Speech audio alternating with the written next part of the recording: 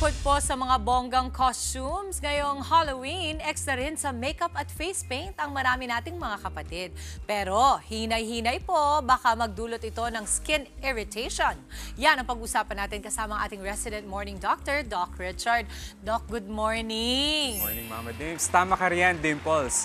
Ang costume at face paint, maaari ding maging sanhi ng ilang skin issues kung hindi tayo magiging maingat. Good morning, Mama Dims. Good morning. So, alam mo minsan, ito yung mga bagay na natitake for granted natin, no? Pero ano nga ba yung mga skin issue o condition na pwedeng makuha sa mga Halloween face paint o costume? Kasi maraming gumagawa niyan ngayon, na.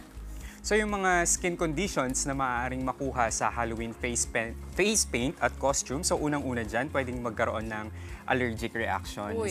Yes, dahil yung mga ingredients ng face paint, pwede siyang makakos ng skin irritation and allergies. So aside from that, sa mga adults naman, pwedeng magkaroon ng acne breakout. Ay! Kasi nakaka-clog siya ng pores.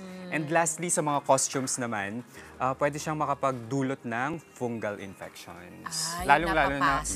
Lalong-lalo na pag hindi nalabhan. Or pag rental, tapos Yes. hindi maayos ang sanitation. Tama, Okay, tama. ano naman daw po yung sintomas ng skin irritation? Okay, ang mga sintomas ng skin irritation dahil sa Halloween face paint at costumes, unang-una, pagkakaroon ng pantal at pamumula ng balat.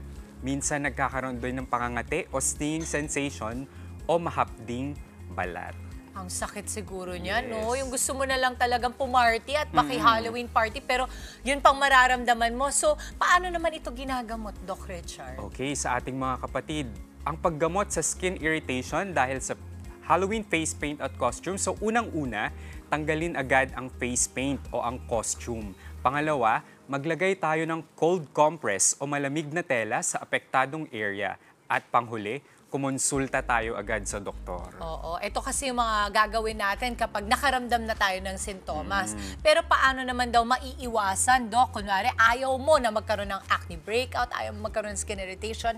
How do we avoid? Okay, so unang-una para matest natin kung meron tayong allergy doon sa face paint, pwede tayong magsagawa ng skin test muna sa kamay natin. So, para sa gagamiting face paint, so pwede tayong maglagay dito. Konti So, lang. pag dito nag-react, Doc, wag nang ituloy. Huwag na diba? ituloy. So, Oo. pwede i-observe yan mga 30 minutes. Tapos pag napansin mong medyo nagpantal, namula, nangati, huwag mo nang Wag ituloy na. sa mukha. Okay. Ang huli naman ay labhan muna ang mga costume na gagamitin bago ito isuot. Oo, ang dami ko na namang natutunan sa iyo, Doc Richard. Maraming salamat, Doc Richard. Aabangan pa namin ang iyong mga balik-alindog tips. Mga kapatid, Dimples Romana po, kumpletuhin ang inyong umaga ng mga kwentong puno ng inspirasyon. Salubungin po ang bawat araw ng may ngiti at pag-asa. Kaya't mag-subscribe na po at mag-follow na sa aming social media pages ng News 5.